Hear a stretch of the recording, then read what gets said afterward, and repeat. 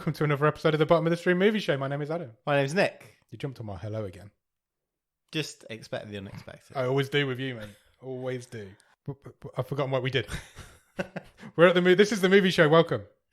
It's the movie show from the world famous Bottom of the Stream podcast, where we search Netflix for some hidden gems. We randomly select a movie every week, and we see what we dredge up. And this week we dredged up Ghosts of War. Yeah, Ghosts of War is from 2020. It is an 18. It runs for 1 hour and 34 minutes. Currently rated at 5.5 out of 10 on IMDb. Thoughts? It's in our wheelhouse. Yeah, I think it's about right. Maybe a little bit low. I'm not sure. Okay, we'll get there. I'm not sure. Okay. Yet.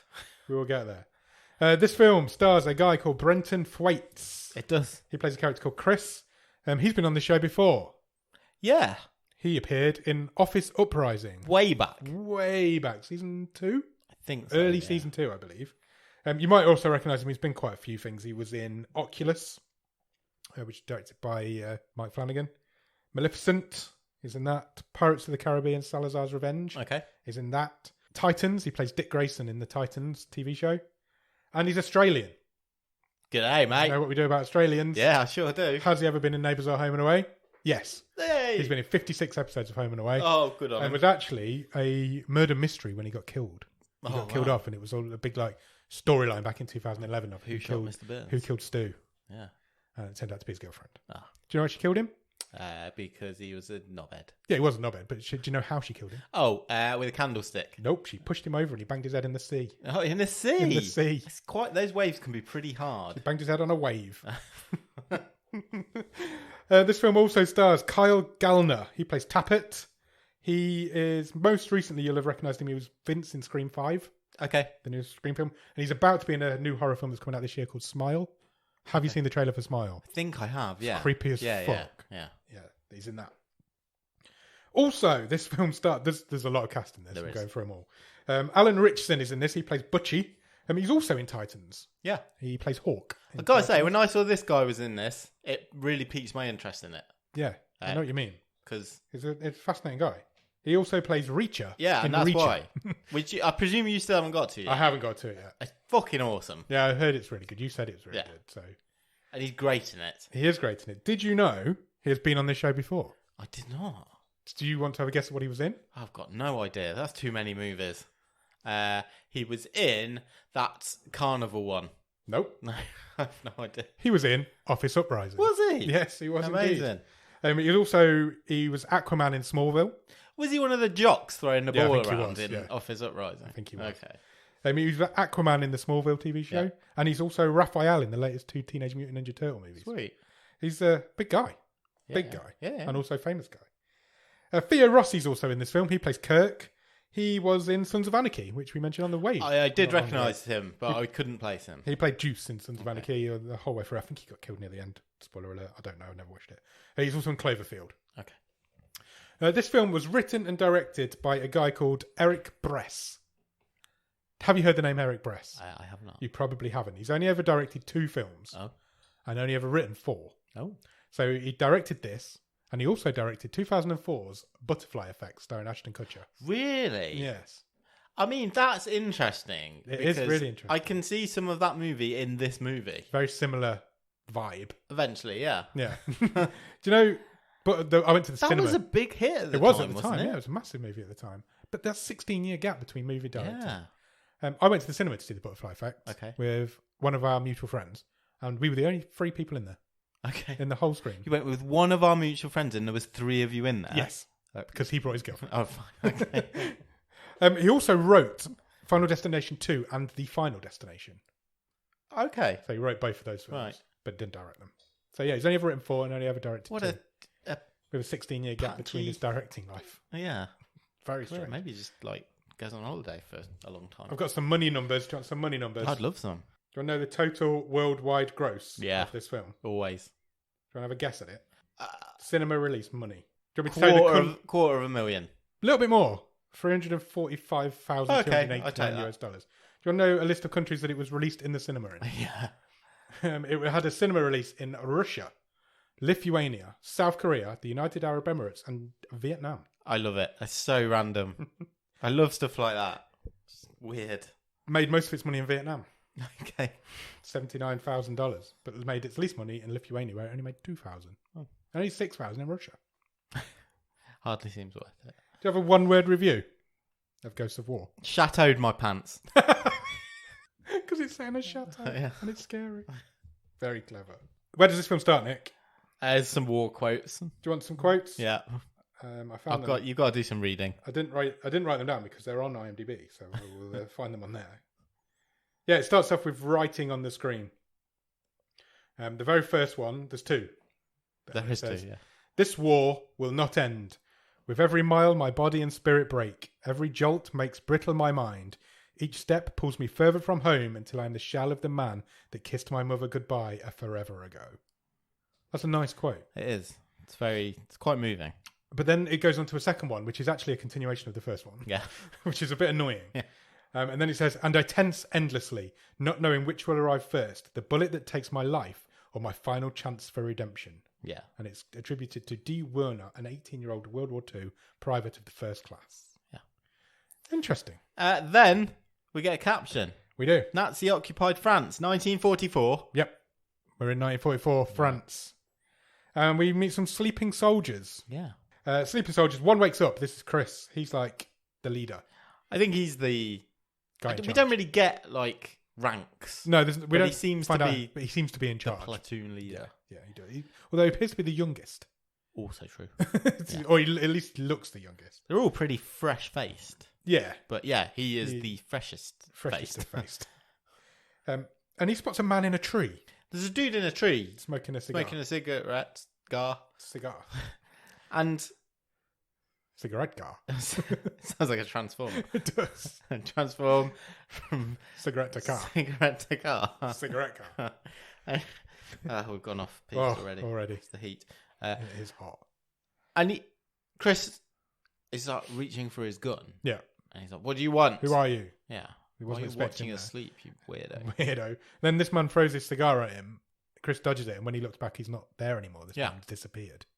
It's a bit strange, and then it cuts straight to the title card. I thought I was onto something here because I've put in my notes PTSD question mark. Question mark. Thought that's where we were going. Okay. You're not far wrong. Ish. We get there. Yeah, we go straight to the title card, and we came back, and we meet Kirk. Kirk he's got itchy feet. Scratching his feet with a He has fork. got monkey feet. He's got horrible itchy feet. They've been walking for a long time. They've got a long walk ahead of them. They've still got 30 miles. I just put army banter. Yeah, they're just bantering. A lot of this movie at the beginning is just army banter. They have a 30-mile walk to the next outpost. Yeah. They're heading somewhere.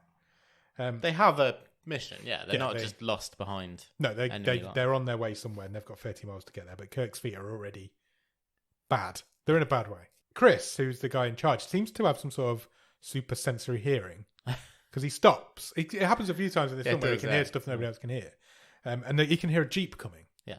Um, Well, he says he stops them. Yeah. Says I think I can hear a jeep. Then he puts his ears to the ground and tests the vibration. But he's already knew that it was coming. It was coming. Yeah, it was. It's got spidey senses. Yeah, definitely. And then what made me laugh is that they're like, there's 5 of them and they're all like stacked out, and he walks to the back. Yeah. He's like, I'm not being at the front of this. I'm hiding behind Jack Reacher. That's they- what he says. They have enough time to set up a Yeah. bomb. How far away was this jeep? Yeah, that's what I mean. He's got super sensory hearing. So they blow up this jeep on the road. Yeah, it's a booby trap. Yeah, it's a really cool explosion as well, to be fair, because it does just explode this jeep. A couple of them survive. They get shot in the head quite quickly. The guys take them out. So Billy Zane's a Nazi. Oh, okay. He's the last one. He's the one who fights Okay. Yeah. Okay. Yeah. I see it now. Butchie. I see it now. I just didn't. I hadn't. Because I was clocked like, it. what, is that Billy Zane? Why is he in? What's going on? Billy Zane's a Nazi. Yeah. There you go. Isn't it for about a minute? Yeah, they're taking out these Nazis that survived, and Butchie wants to fight the last one. Yeah. Because he seems to have survived the best. Very similar to Werewolves of the Third Reich. Yeah. where exactly the scene happens. Yeah, it does, to be fair. But this is obviously done a lot better. yes. And he's like, yeah, you're a German. Yeah. I'm a Yank. Get your Let's dukes fight. up. Let's Yeah. have a fight. Man to man. And they're just about to start, and Chris shoots the guy in the head. Yeah. He's had like, enough. We He's haven't like, got time for Yeah, this. we haven't got time for that. Plus, the Nazi was winning the fight, the little fight they did have. So all the Nazis are dead. They keep walking. They've got no time for it. They keep walking. And then they come across I've written some peasants fleeing across a field. Oh, the only other thing to note is that who's the sniper guy? What's his name again? Tapper. Tapper. Tappet. He spends a bit of time pulling all the gold teeth out of one of the dead Nazis from the collects Jeep. the valuables. He takes his coat as well, doesn't he? One of the coats. They see some peasants fleeing across the field. They look like they've escaped from a refugee camp or a concentration camp, maybe. And Tappet goes over to these people and he gives one of the ladies all of his collection of gold teeth. Yeah. And tells her to build a new life. He gives her this big Nazi coat as well. Yeah, he gives her this coat to keep her warm. And then they keep walking, and eventually they get to this burning town, I've written it as. Yeah. It's a French town that's literally on fire. Yeah, they walk through there's some... It's clearly CGI because the fires are very much staggered. Yeah. There's like 5 or 6 fires, and they're all the same distance apart from each other. And it turns out while they're on this walk and they're chatting away, they're heading towards this mansion/castle. That's how they describe it. And they've just got to basically hold it until relief comes along. Yeah. And they're very excited about this because this place is going to have beds. It's going to have food. It's basically a break from the war. They're going to be very happy there in their new home. I really liked this movie up till this point. I'm not saying I just liked it, but I thought this first 15 minutes are awesome. Yeah, they are really, really good. I thought that the interplay between the squad was really cool. That the bit with the Jeep was cool. There was gore. The scene with like the refugees was quite nicely played, sort of quite subtle, but quite quite affecting. I was like, okay, I wasn't prepared for this. This is quite high quality. Yeah, it's quite high quality. The cast are really good. The 5 main guys in it are all really good. I thought they were all really. They are. They all. I would say likable. Watchable. You felt their chemistry as well. You felt that you weren't supposed to like them. The interplay was really good. They had a good chemistry between the 5 of them. And it really does help in a film like this where it is just the 5 of them in it. There's nobody else really in it. Eventually they arrive at this castle/mansion, but it is like a chateau. Yeah. And it turns out it's been abandoned by the Germans and the army. The Allies are now holding it. And they relieve the guys that are currently there. And these guys can't wait to leave. No. One guy's sleeping outside in the car. Yeah. The others are on like bedrolls in the hallway. They are ready to go, and which takes our guys by surprise a little bit because they're like, well, why are these guys so ready to go when it's such a cushy little number? I think that's my first nitpick. Okay. Because I don't think our squad that we've been following were quick enough on the uptake for me in terms of because these guys who they were relieving were clearly like freaked the fuck out and acting weird. And none of them really questioned it. No, you could see Chris had questions in his mind, but he didn't portray them. Yeah. And I think it's mainly because they'd walked so far and they were just happy to be there. No, I get that. I just thought it is a nitpick. I just thought it stuck out. It just was supposed to add to the mystery, wasn't it? Of like, why are these guys so keen to go when this is supposed to be a cushy job? But eventually they're like, right, if you're that keen to go, we were going to have dinner and stuff, but if you want to go, off you pop. And they do. They all get in this Jeep and leave. But they've left one of their rucksacks behind. Yeah. Which doesn't really come to anything. No, it just made me think that. I think it's supposed to show that they lost one of their guys, maybe. So the guys go for a look around. Eugene starts playing. Eugene, we haven't really mentioned. He starts playing the piano. He's played by Skylar Astin, who I recognised from Pitch Perfect. Yeah, that sort of thing. Yeah, I didn't really recognise him, but I haven't seen Pitch Perfect. So he's like the calm, sensible brain of the group. Yes, the more intellectual. He's a nerd. One. Yeah. They all go for a look around. He starts playing the piano. There's a grand piano in the hallway, and Chris starts noticing unusual things, like one of the rugs in the study, I guess, has been on fire. Yeah, there's fucking scratch marks in the floor. There's scratch marks all over the floor. Clawed their way across the floor. And he notices that in this burn marks in this rug, the chair fits perfectly. So the chair had clearly been on fire. There's also quite a lot of house noises, but it is a big chateau. Yeah. I've written here banging, doors creaking. The first person to hear something is Tappet. He goes down to the basement and he hears a noise down there. And then Chris starts to hear noises. And then Butchie can't get his cigarette to light. He's got a match. He can't get that to light. And then he hears a noise. So they're all hearing noises. Butchie heads to a locked door that he tries to open, and he can't get in, so he gives up. And when he leaves, the door opens on its own. Yeah, I quite like that. Yeah, mysterious shit's going down. It's a trope, but it was well done. Yeah, I did like that one. They all get back together. They're having a bit of banter that night, and suddenly they hear footsteps upstairs. Yeah, so they figure, shit, somebody's here. They arm up. They arm up. They do. They all go investigating different places. I think it was Chris and Tappert get to this room where they can hear this noise inside. Yeah, there's something like scraping inside this they're room. in the kitchen, aren't they? Yeah. So they try and open this door and it doesn't open, but then it just bursts open on its own. And then all these curtains in there start moving on their own. Yeah. And then nothing else comes of it. There's nothing in there, but they're all a bit freaked out. Well, no, I quite liked it. So they go through the kitchen and then there's a drape in front of them which is black and you can't see. So they go through that.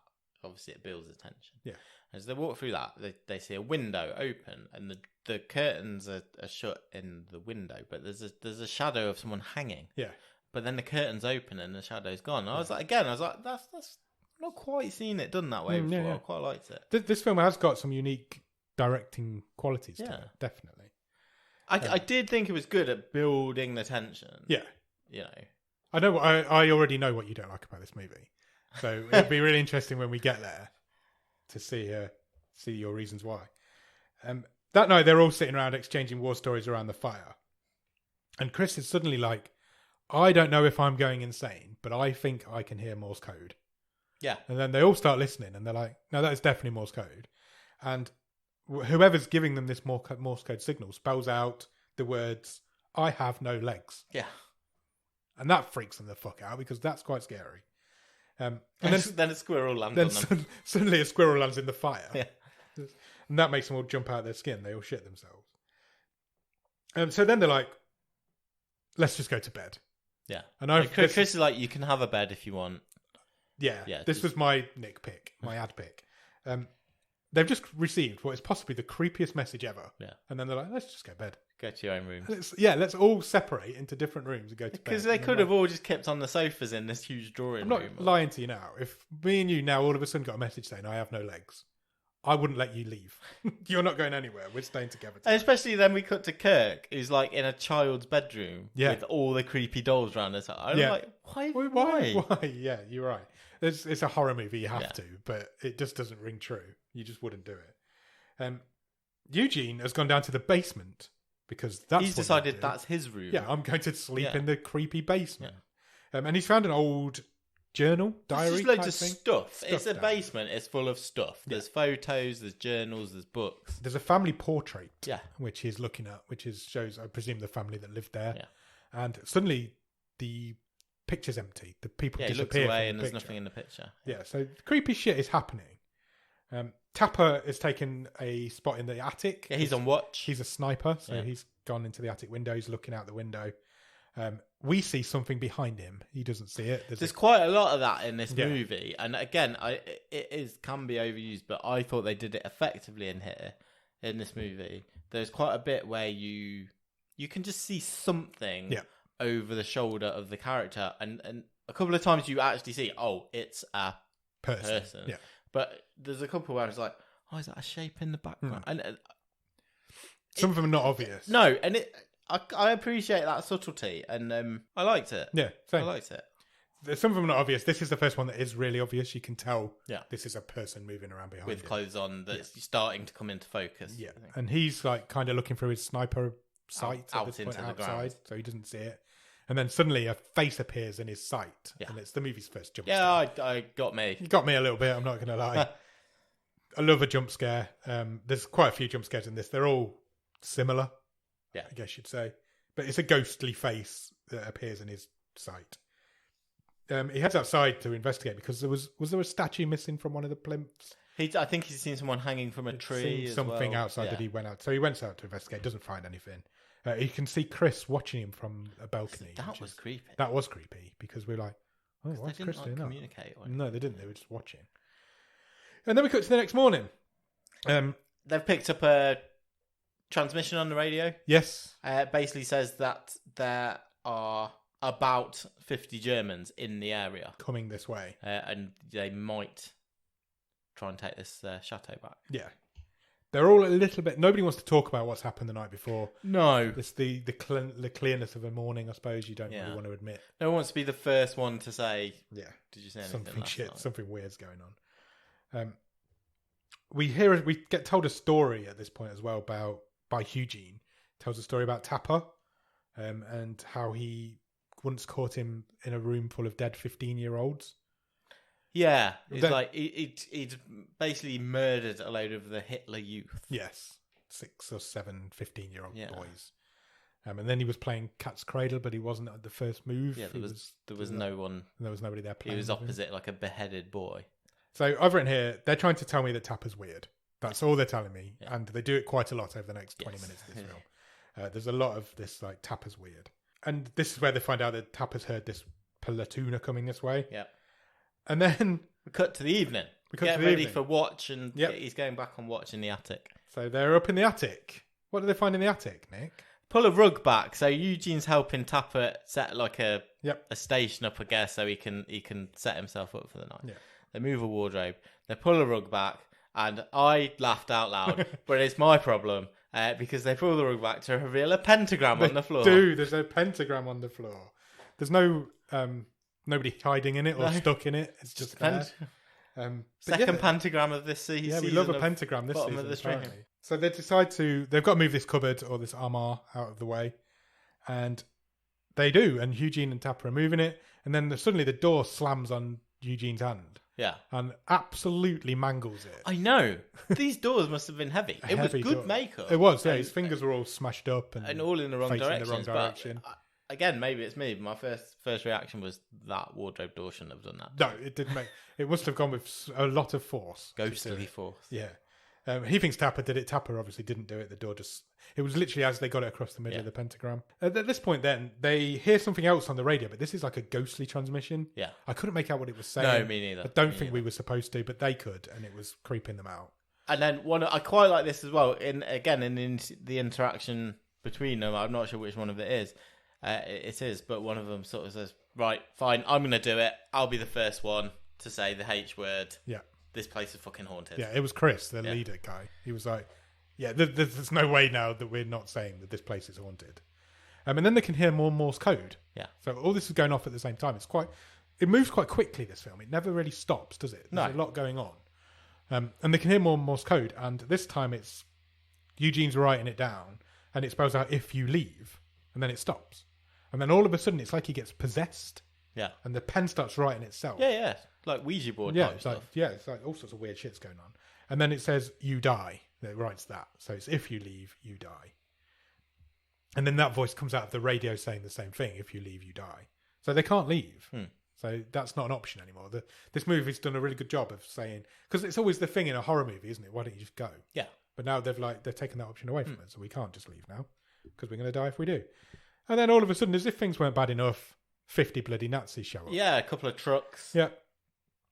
This kind of works out from there. They team up. They had the advance warning. Yeah. They've boarded the windows. They've basically made the place look abandoned. Yes. And they go to ground, don't they? They all do. hide. They'll hide. Tapper goes up into the attic. Yeah, just in case. Yeah. And after a little amount of time, the Nazis start to leave. Yeah, they try the doors. All the doors are locked up. They're like, "there's nobody here. Let's go." And so, unfortunately, our ghosts have different ideas. Yeah. Because they start making a lot of noise inside. Sure. And the Germans hear it. The Nazis hear it. So they come back. And they because Eugene's like, "What the fuck's Tapper doing up there? What's he?" Because he thinks he's gone. He thinks he's crazy making the noise. and and then this film kicks off for about 10 minutes now. There's a lot of shit going down. It's brilliant. Yeah, it's just a gun battle. Yeah, there's just a battle going on. Very early in the battle, a German throws a grenade through the window to where they're in the room that they're in, which is a bad time. You don't want to be in a room with a grenade. Butchie spots this danger and dives on the grenade like he a does. fucking He's that hero. kind of guy. He's a fucking hero. hero. He is so dead. Yeah. He gets mangled. Chris takes out quite a lot. And then Tapper's taken him out from the sniper position. A lot of Nazis are dying. Yeah. And then the ghosts kind of team up with them, I guess. A little bit. It feels like it, doesn't it? It's like... there's various Nazi takedowns. Yes. A lot of them are from our platoon, but also the ghosts do help a little bit. So Kirk's hiding in a bathroom at this point. He's Yeah. hiding behind the door. I don't know if he'd bottled it or what, but he was hiding behind a bathroom. And there's door. like a Nazi officer comes in. Yeah, to try and just search the room, I yeah. guess. And then when Kirk looks around, this Nazi officer's drowning in the bath. Yeah. There's a bathtub full of water. And something, we can't see what it is, nobody can, it's just holding his head under and he's thrashing around. And he drowns, this guy dies. And then all you can hear is laughing going on. And it's like, this is a fucking creepy scene. Eugene's in the drawing room, like the office type. He's hid behind a desk. Yes. There's a Nazi the other side of the desk. He's trying to reload his gun, Yeah, but he can't he's because got he's got a mangled mangled hand. I was like, how's this Nazi not seen him? Yeah. He finally managed to load the gun, stands up, and there's a witch there. Yeah, ghost lady. Ghost witch lady. She sets the Nazi on fire. Yeah. In the same spot that there was the burnt patch on the floor. Really. Absolutely. Tapper finds one hanging above the pentagram. Yeah. He actually goes to help it, and then he stops and he just lets it hang. The Nazi. Which is one of the same places he'd seen a hanging vision earlier in the movie. Yeah. So yeah, all this shit's going on. It's really exciting. There's a lot of stuff going down at this point. And they kind of win the battle. Yeah, they completely win the battle. They kill all of the Nazis. Yeah. They're all dead. Nobody leaves. And then we check in on Butchie, who is still alive, miraculously. Yeah, I didn't see that come in. He's barely alive. Yeah. He hasn't got a lot of limbs left. They're giving him morphine. He's got no arms. Yeah. He might have one leg. I think he might have a bit of a leg. Yeah, he was not in a good way. He's got half a face. Yeah. He's got no eye. He's lost a jaw. Half of his face. Jaw, yeah. Good makeup as well, I thought. Yeah, I did as well. Yeah. Yeah, same. So they start to take the bodies out, the Yeah. Nazi bodies out. Pile them up in the van. Tapper's already got them in the van. I didn't really understand this. It's just, again, Tapper's weird. Yeah, but he took all their clothes off and put them in the back of the van. Was it the weird bit, the fact that they're all in their vest and pants? Yeah, I think so. Right, okay. Because that's what he does. He robs. He's a grave robber, isn't he? Yeah. He robs them. And I've just written here, Tapper's weird, because that's what they're trying to tell me. Yeah, so they're all piled up in the back of this lorry. I mean, I probably would have left in the lorry, but hey-ho. Then Chris has a really interesting conversation about what haunted means. And he's got two different perspectives of what ghosts are and what is it just an energy or is it people stuck in a house that they can't leave. There's a really interesting debate going on in his own head. And then Eugene remember he found this journal. He did, So this journal has been written by the head of the house or the man of the house. Basically. And he says what we have just experienced or what we have seen is exactly what happened to the family. Yeah, they're comparing what they'd seen in regards to the Nazis being killed by the ghost. Drowning in the bath, hanging from the ceiling, being burnt alive. That happened in those places to the family that lived here. Yes. That when the Nazis took this house originally. This is where I first started to think something isn't right here. Because the diary is written by the man of the house. He says that earlier on. But then he also says that... No, because he said it was written by a German officer as well. Oh, okay. So maybe I've missed something there. I think. You know, the guy who was in the quote at the start. Okay, so there's two people writing the same journal. Well, the journal keeps changing. Yes, exactly. This is why I'm starting to think something's not right. Because at one point he says it's written by the man of the house. And then it describes how the man of the house dies. And I'm like, something's not right with this movie. There's something weird's going on. I'd never twigged what weird was going on because it's fucking insane what is going on. But we're getting there. And basically they decide that this family are still there. They've got unfinished business in this house. And these are the ghosts that we have met now. And they are wandering this house with unfinished business. I think this next scene might have been the best bit of the movie in terms of acting. Yep. I do have problems with this movie, but I'm not sure if it will be what you expect. Because I think there are, surprisingly for me, there are good performances in this movie. Yeah. And really good sequences. We've just talked about one, the whole battle sequence. Low key, this is one as well. Yeah. It's Tapper coming down to talk to Eugene, and it's just the two of them next to Butchie. Yeah. And Tapper basically tells Eugene, look, I heard what you're saying about me being weird. And you finding me with kids, the Hitler Youth kid. And he basically describes, look, I was out of my body. I could see myself cutting these kids up, you know, and I was telling myself that, you know, they're Hitler Youth. Yeah. I'm doing everyone a favour so they don't grow up to be evil. And then he talks about the boy whose head I chopped off. He sat up and he asked me if I wanted to play Cat's Cradle, and I can remember playing with him. And then you came in, and he just lay back down. Yeah, and then he says, "But you know what the worst thing is? I couldn't remember any of that till I heard you talk about it earlier today."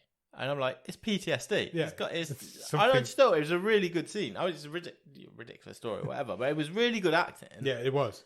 Those two are great in that scene. Yeah, I thought it was really good. What's interesting, I don't know whether I'm going to do this now. They start that scene by talking about movies and his love of horror movies and movies that he watched as a kid growing up. Both of the movies that he mentioned didn't come out till the mid-50s. Oh, okay. Which is 11 years after the start of this film. So that kind of reveals itself there if you know the fact of that. I didn't find that out till I'd read it afterwards, but yeah, I thought that was quite interesting. We're going to get to the twist. There's a twist coming. I don't know if you figured this out. There's a twist coming. We'll get there.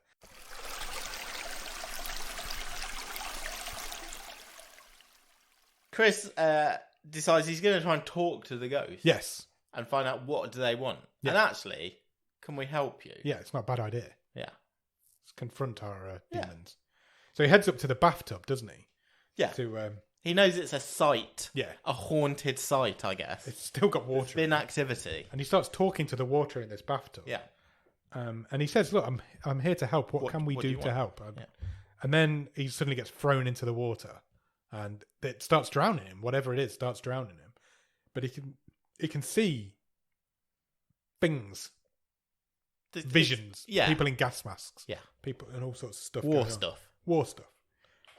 And then he gets shaken up and he gets awoken. And it turns out this was a dream. Or it might have been a dream. It might not have been a dream. We don't really He might have know done it and then come and be rescued by the others. He gets shaken away because he was dreaming about that scene. This is the point where they discuss leaving. Yeah. Because they're like, we need to at least have this discussion. Do we face the court martial and get out of here? But they don't. They're like, we can't leave. We've got a job to do. This is Chris. I think Chris says first, look, let's try and find some more information. Eugene, come with me. Let's look. We're looking for diaries. Yeah, they go back down to the basement see if they can find anything to help, basically. Yeah. Chris takes the book off Eugene that he'd been reading all the way through. The journal. Yeah. And all the pages are blank. Yeah. And this is the point I'm going, is the twist going to be Eugene's double agent? And so what's going on here? Because as he freaked out and is he making all this shit up? And then Butchie starts screaming, which interrupts the moment. And he's screaming, "This isn't real," over and over and over and over again. Constantly, "This isn't real, this isn't real, this isn't real." And then he says, "It was us." He just stops saying "this isn't real," and he says, "It was us." And then he grabs Chris by the arm, because Chris is like looking at him, making sure he's okay. And he just says, "Remember." Yeah. And then he dies. Yeah. Out of nowhere. It was good. It's a good bit of acting. It was a great bit of acting. Again, it's one of those scenes that's like really stuck with me afterwards. At that point, the other three say to Chris, "We're fucking going. We're not staying there. We're out." He says, we won't leave the area. Let's just relocate outside. Yeah. We'll go to the woods. We'll be within sight of the place. It'll be fine. And we see at this point now that Eugene's book isn't blank. And there is writing in it. It's in German, but there is writing in it. And Chris agrees. He's like, "Yep, well, we need to go. We'll bury Butchie first. Yeah. Then we'll leave. And we'll just go. We're not going to stick around. Let's just get out of here." They completely seem to have forgotten if you leave, you die. But hey-ho, we'll allow it. So they leave. They do. Depends on your definition of leave. And if they don't know what... No, does that mean leave the house? Does that mean leave the area? We don't know. So they leave and they start walking back the same way that they came. Yeah, so we go back through the little town. I mean, they must have good eyesight if they were going to stay close enough to the house. Yeah, that went out of the window, I think. And they get to this field where they saw the peasants leaving the prisoner of war camp earlier. Yeah. And they see the same peasants again. Yeah. Leaving again. From the same direction. It's basically the same scene. But the woman has got the Nazi coat on. Yeah. That Tappert gave to her. Yeah, so then they start to discuss, well, maybe we're stuck in some sort of time loop. They actually say time loop. Yeah, are we stuck in a time loop? Which is really interesting. Well, you're bringing it up. Yeah, you're acknowledging that might be happening. You've volunteered this information, so I think you probably are. Yeah, absolutely. Yeah. But I'm still not convinced that they are, because they're passing the same locations that they passed earlier. Yeah. But things have changed. It's slightly. that old, like... The town isn't on fire anymore. How many times have we been around this rock? Except it's not a rock, it's a crashed ambulance. Isn't it? And the town isn't now on fire, it's just all burnt out. Kirk, they get back to where they were sleeping the first time we met them. Yeah. And they all lie down, and they're back in exactly the same positions from the beginning of the movie. And Kirk says, I don't remember the last time I took a shit. Yeah. Which I thought was a really interesting line, because it's like... And then they're all like, no, none of them did. Yeah. None of them do. Suddenly, they're all lying on the floor. Then suddenly Tapper's hanging from the rafters in the house. And then he just lands back on the floor next to them all. Yeah, so he's had a dream. So you don't know what's dream and what's real now. Someone's chanting a word in the background. Yeah. Yeah, Vetrelek is written on the floor next to Tapper. Oh, yes, when it is up. in the leaves. Yeah. The Vetrelek becomes a word in this film now quite a lot. It comes up quite a lot in the next bit of this film. Next day, they walk the same loop again. They walk past the crashed ambulance again. They walk through the town again. They're heading back to the chateau. Yeah. And they turn around and they're back with the exploded Jeep. Yeah. Which shouldn't be where they are, but that's where they are. And then they do end up back at the house. And Chris is like, right, I've got a plan. I'm going to get a shit ton of flour. I'm going to pour it all over the floor. And then at least we'll be able to see where these ghosts are walking. Yeah. Because ghosts leave footprints. Follow on or trap Yeah. So he does. He pours flour all over the floor. And then Tapper's like, he's doing some whittling or cleaning his gun or something. And under his breath, he's saying Vetrelek. And Eugene hears him and he's like, I've heard that word before. Yeah. I think it's in this book. Everything's in it. Everything's in this book. And he says, yeah, it is. It's mentioned in here. It's basically an old Muslim belief / curse. Yeah. This is the Second World War, and we're talking Muslim curses now. Yeah. Things are getting weird. And it's basically, don't let evil triumph. Whatever you do. So don't let evil happen, otherwise it will be back to haunt you tenfold, I think is what he says. Yeah. So they all sit in the room now that's covered in flour, and they can hear footsteps. They can hear something coming towards them, and then they can see the footsteps, because these ghosts do leave footprints in flour. And it's coming towards Chris. I really like this bit in terms of tension. So brilliant. He's sitting at the head of the it's not a table, but the head of the there's arrangement, like in an archway around them. And the footsteps stop in front of him, and he closes his eyes. This was really good acting. He looked absolutely fucking terrified, as you would do. And I could really imagine this character's thoughts of, right, okay, I'm just letting myself have a second, because when I open my eyes, that thing's going to be something bad's probably going to happen. Yeah. And it was a really nice moment. It was really good. And he opens his eyes. The ghost lady is there. He can see her. No, none of the others can see her. She screams in his face. She grabs him and drags him away.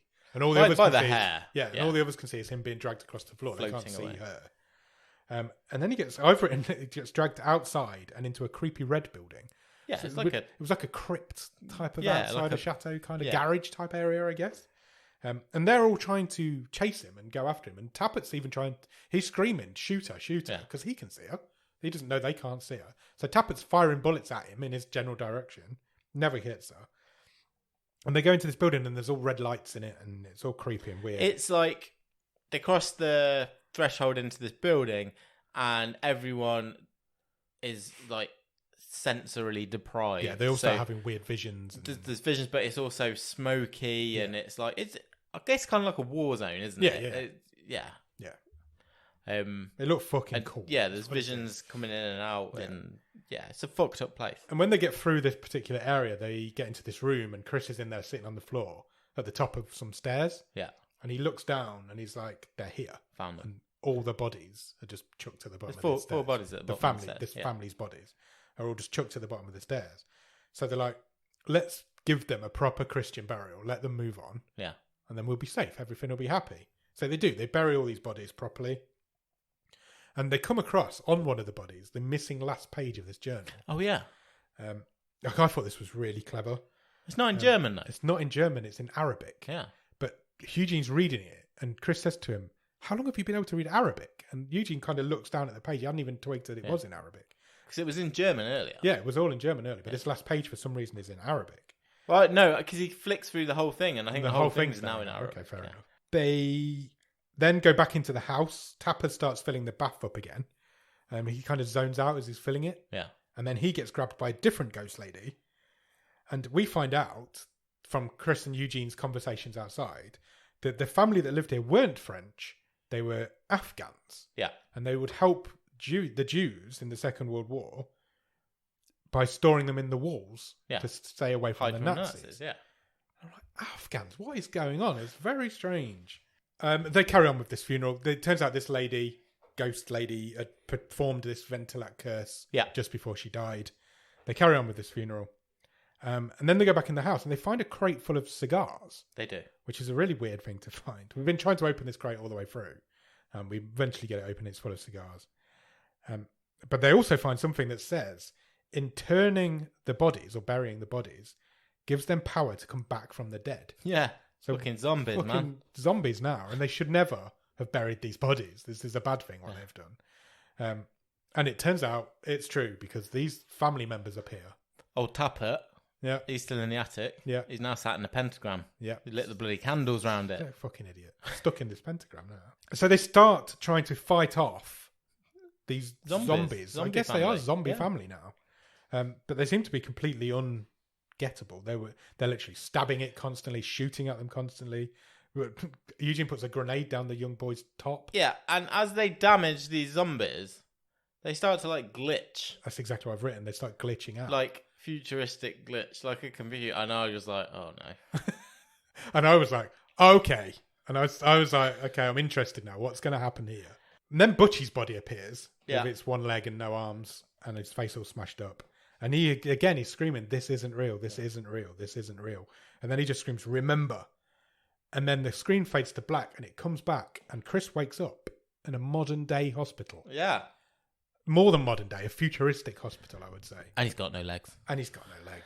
And the others are all there too, and they've got no legs and bits missing and jaws and faces and all sorts of stuff's going on. And this is your big twist in this film because these guys are not World War II soldiers. These guys were injured in Afghanistan during that war. They're all there. We get a flashback now to what happened before we get our explanation of what's going on, which I really liked. I was like, okay, tell me what happened and then tell me what's going on. Billy Zane's a doctor, by the way. Billy Zane's a random doctor. I hadn't picked up that was the same person. That's interesting. That adds a little bit more to it because a film with a twist like this, it's nice that they give you little bits all the way through. If you watch it again, you're going to pick these things up. So we find out that they were all in Afghanistan and they all got blew up whilst they were in Afghanistan. And basically they were going to rescue an Afghan family, a doctor and his family. So they go into his house. Can I just say, before you carry on? Yes. I thought this scene was brilliant. It was. And I think this sequence belonged in a better movie. I always wanted to see this film. This Middle East war film. Yeah. I thought it was brilliant. I love that they gave it to us before they explained what was going on because it was just so jarring and out of They place. were all good. I thought all the extras, the family were really good. I thought it was excellent. Yeah, really I agree. Really good So, sequence. Basically, they're in this Afghan family's house trying to rescue them, and they hear that ISIS. The dad's like an informer, basically, isn't he? Yeah. They hear that ISIS are about to show up, so they need to hide. Yeah. So they hide in the walls. You'll pick up things through this next sequence that we've already spoke about. The ISIS guys do turn up while our guys are hiding in the walls. They tie the man to a chair, and they drown his son in the sink, and they hang his daughter from her neck. Yeah. The guy's trying to help. Our guys are trying to help, but they can't. Their handler, they're like CIA guys, like stay it. There's loads of them, yeah, and they're all like itching. No, we've got to help them. And they can't. They literally would just die straight away. And then they set the man on fire and burn him alive, and with a cigar, nonetheless. Yeah.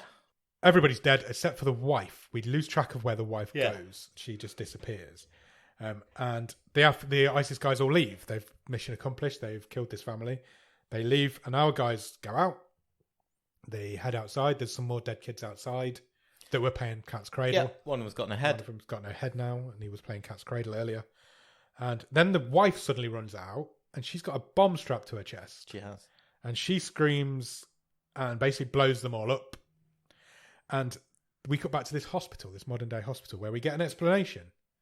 So we find out that basically these guys are in a I guess it is post-traumatic hospital. They've been through a very traumatic incident where they've all had bits blown off them. Yeah.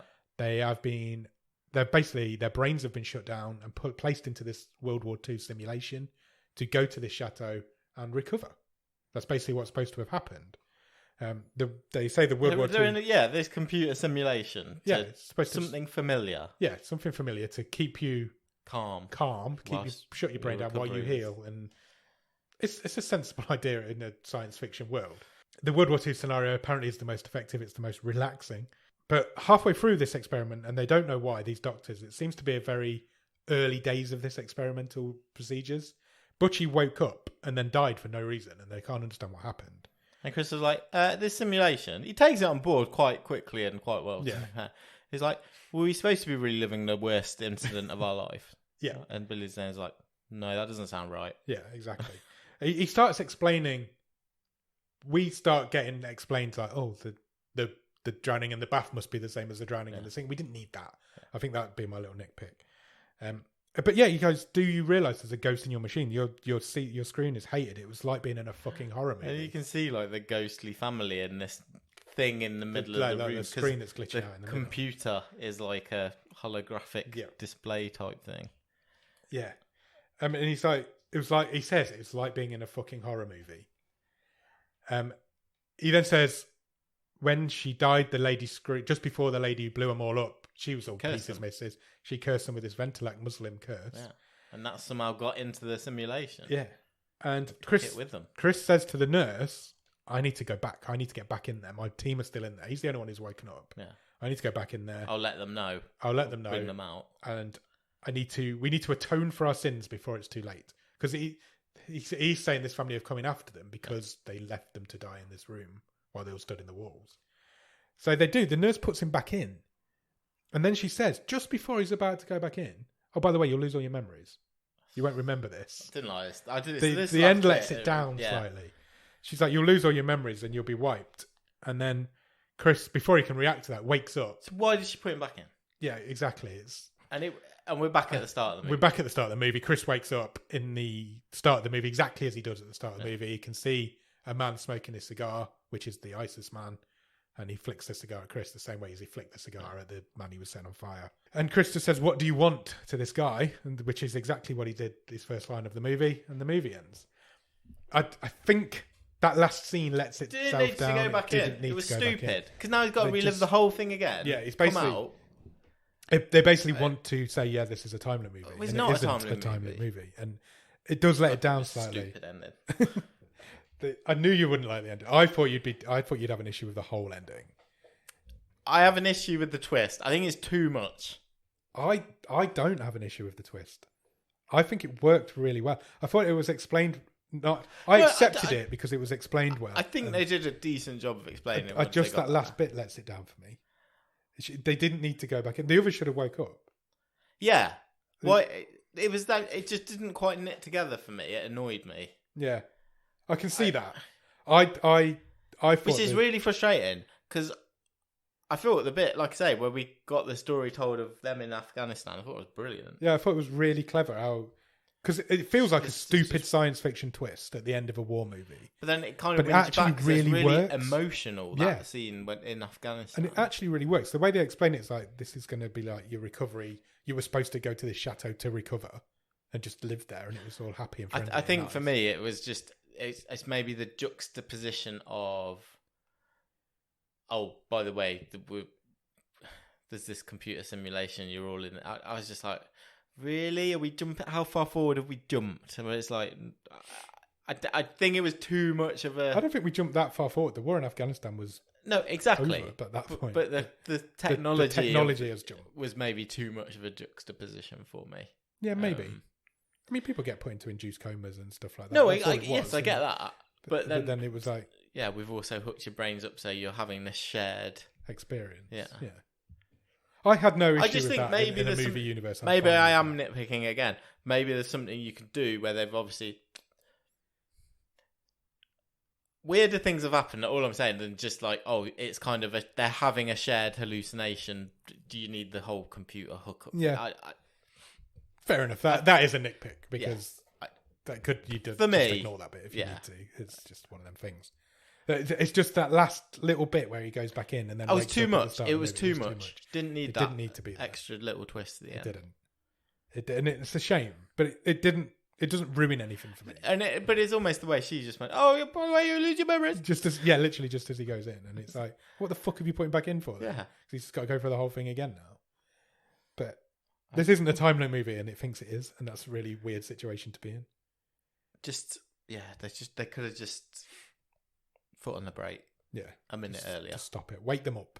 Don't put them back in. Better impact. It's a real shame. But it didn't take anything away from the film for me. I thought the film from start to finish is really fun.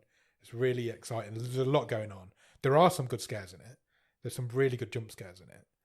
And it's a really fascinating story, I thought. It's just too much. I think I would have rather... I'd have rather had an extra 5 minutes on the end with, like you say, them all waking up. Yeah, same. And you've got a whole new dramatic...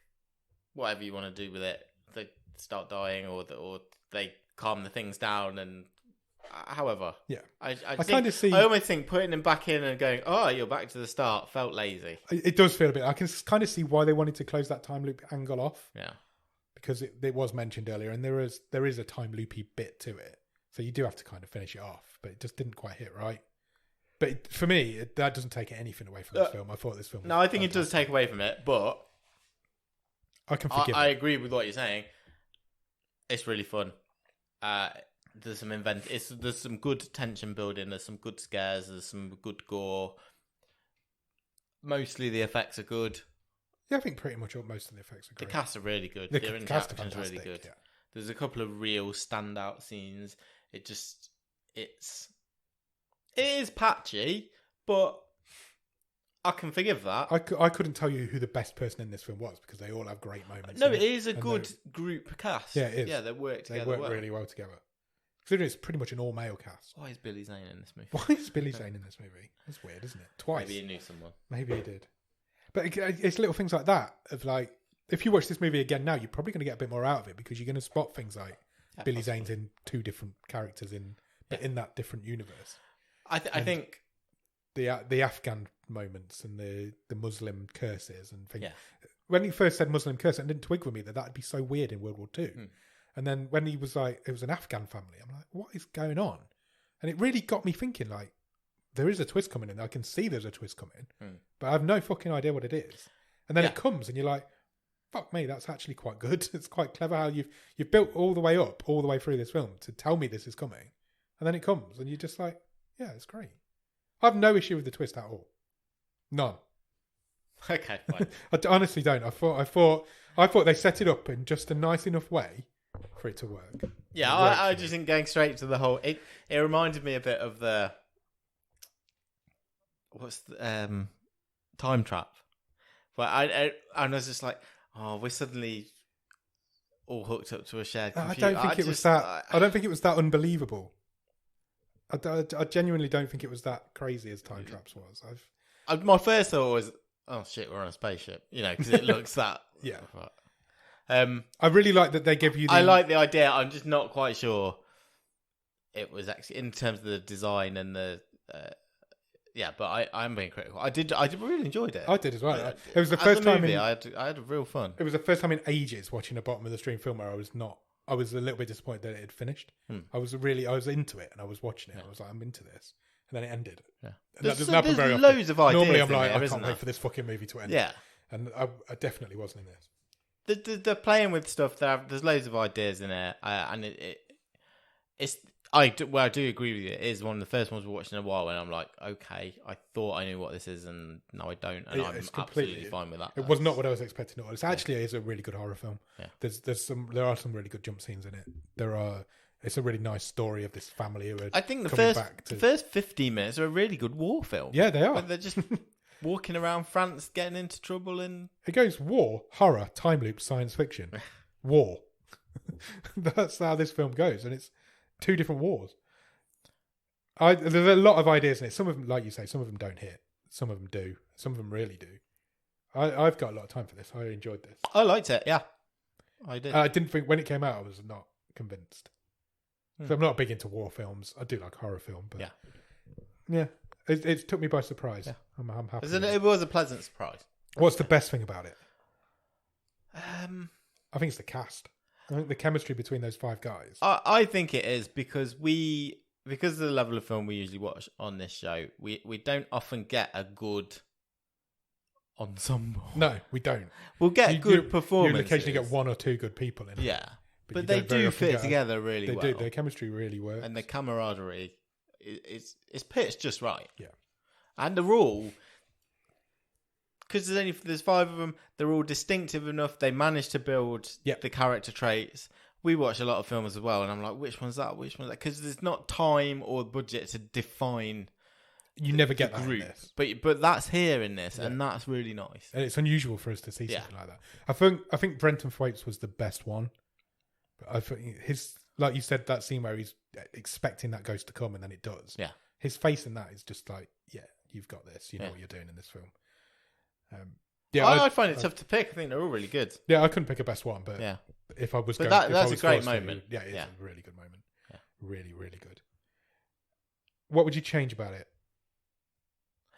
I just think we need to finesse the ending a bit. Yeah, I think you do, just a little bit. A couple more drafts, please. I just think we can. Actually, you can deliver something that's really.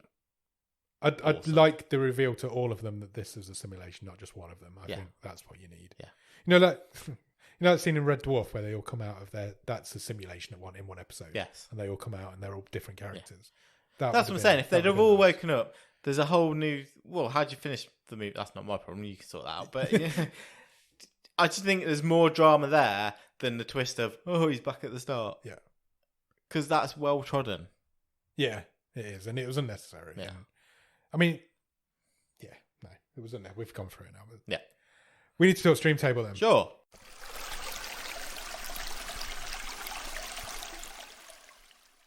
What are your initial thoughts? I'm pretty high up on this. Do you want me to run through it from top 10 again? Yeah. Okay, currently number 10 is Comes a Bright Day. Number 9 is The Land of Steady Habits. Number 8 is The Parts You Lose. Number 7 is All at Sea. Number 6 is Robot Overlords, last week's film. Number 5 is XOXO, film from the week before. Number 4 is Body Cam. Number 3 is Pentagram. I love that rhymes. Number 2 is The Trip. And currently number 1 is Summit of the Gods. What are you thinking? Can I do it a bit differently and say, I think I know where you want to put it? Okay. I think you want to put it second. I do. But... Do you, really? Yeah. Oh, there you go. But I also think there's an argument for it to go top. Okay. That's interesting. Where do you want to put it? My gut reaction, I'm not a million miles away from you, is third. Okay, so lower than The Trip. Just below The Trip. Yeah. I think this is a better film than The Trip. I think they're pretty close. I think they're close. Yeah. Don't get me wrong, they're close. I think this is a better film than The Trip. I know you're not going to agree. I think this is a better film than Summit of the Gods. No. Why? I really, really got something out of this. But this is a me film. This is a stupid horror film. Well, I was just going to say and this is written with me in mind. This is the difference, isn't it? Because I was going to say it's a criticism, but it's stupid. Yeah, it's stupid, and that's my wheelhouse. But it's stupid. It's the best thing we've seen. Don't get me wrong. Summit of the Gods is a great film. Yeah. It's a beautiful masterpiece. It looks incredible. There's points in that film where you can't tell if it's animated or real, and it's animated. But the story is not wonderful. I just don't think too much. Summit of the Gods, yeah. I don't think we've seen a film this season where we've gone, that's fucking brilliant, and it's definitely number one. No, and Summit of the Gods isn't that film. And we're getting quite a long way in. We're well over halfway now in this season. We've only got 10 left. I would just like to see a change at the top, and I think this is the film to do it. Personally, I think it's very similar to The Trip. And I think this and The Trip are the two films that have surprised me the most. Yes. As a what a pleasant surprise. Yeah. I wasn't expecting too much, and I've really enjoyed it. I don't know. Maybe it's all that pretentious bollocks stuff, but I'm not sure I can put this ahead of Summit of the Gods. That's fine. I knew for a fact. I might be doing all the people who made that film. I've known all day today that I'm going to come at you and say I want this to go to number one in the stream table, and I knew for a fact that you wouldn't allow that to happen. So I can concede that this goes second. I'm just glad that we're that close on it because I thought you might be a little bit lower. No, it's I'm glad that we're not. I'm glad that you enjoyed it. It's definitely the top 3, and the trip had a lot of problems. I've got 0 problems with this being second. I have also got 0 problems with this being second. But did I have more? Look, it's that old thing. What does a table even mean? It means quite a lot. Did I have more fun watching this than some other gods? Yeah. Oh, did I? You did. I don't know. You did. There's something the gods. Yeah, but this film, also but finished, and I was like, I really enjoyed that, but I feel like I could have enjoyed it more if it didn't quite end like that. So, Something the Gods is a good film. It's not a fun film. You've definitely had more fun with this than you did with that. I probably did. I just listen. Let's put it second. Yeah, let's do that because that's a fair shout. But because I was happy to go, I wasn't going to let you go any less than second. Okay, let's put fine. it that way. I'm fine with second. So second, wow, we still haven't found that film this season. That's like, yeah, this is the best film we've seen this season. Anything is still this stream table is still all to play for. So Something of the Gods was great, but there was parts of it, pun not intended. There were parts of it that left me cold. Yeah, nice. Everything's to play for in this season. Well, I'm convinced Something of the Gods won't be number 1 at the end. Okay, and I don't think Setup will be bottom. Well, so, I do think. Yeah, I agree. It's all to play for in this stream table. There's 10 films. No, nothing is safe No. in its current position. There are 10. That's the 15th film going in, so there's 10 films left. Yeah. Second for Ghost of War. I wouldn't have thought that when it came out. It's a nice little treat of a film. That one, I enjoyed it. Yeah, it was. That means we need to pick next week's film. Let's do it. My mouse has run out of battery. Oh no! It's handy, good timing. I'm going to play my wild card. Oh, I'm going to put it straight out there. Wild card. We're not going to get Robin out this week. 2 or 3 wild weeks. Card. This is different. Oh, I like different. Good. This film, I don't really know what to say, but I've gone left field. Shall we just say that? Sure. There's a debate on how long this film's on for between Netflix and IMDb. We've seen that before. Times. So Netflix claim that this film is only 1 hour and 5 minutes long. Ooh. So it will be by far the shortest film we've ever. Interesting. IMDb claims it to be 1 hour and 16 minutes long. Okay. So I assume Netflix have got it right because it's on their service. Oh, honestly, nothing would surprise I'm a little bit nervous to tell you this. I've picked a film called Sweeney Todd, the Demon Barber of Fleet Street. Okay. Which is a film that stars Johnny Depp. However, it is not that version of this film. Good. That was a remake. That was the film version of the musical. Yes, but it was also a remake of a film that was made in 1936. Oh, amazing. That is on Netflix. Fantastic. I picked a film from 1936. Oh, I love it. Yeah, why not? Breaking all the records. I thought it's something different. We've not done it before. We've not even been close to doing that before. No, I think we've done 70s. Yeah, we never 60s. Don't think so. Yeah. Let's do it. Oh, I'm excited. My thought was, we haven't done anything from the 80s for a while. I'll find an 80s film. Yeah. And then this film popped up, and I'm like, can I get away with doing a film that's only 1 hour and 6 minutes long? 100%. Yeah, so do you want a synopsis? I really do. I'm excited already. It's like I say, it's from 1936. It was released as a double bill, but it's there's only one of them on Netflix. Okay. The other one was called The Return of the Frog. Nice. So that isn't on there, unfortunately. It's rated A. I don't know what that means. A for all, I think. Synopsis: A Fleet Street barber recounts the story of Sweeney Todd, a notorious barber who in the last century murdered many customers for their money. So it's actually somebody telling the story of Sweeney Todd. Yeah, it's from 1936. Everybody in it's dead. Everybody who made it's dead. We're going in the Wayback Machine. When we record it, can you add old timey vinyl type crackles in the background? Going on in the background. So I've taken a bit of a gamble. I don't think I've ever watched a film that old in my life. I don't think I've gone that far back in my film watching career.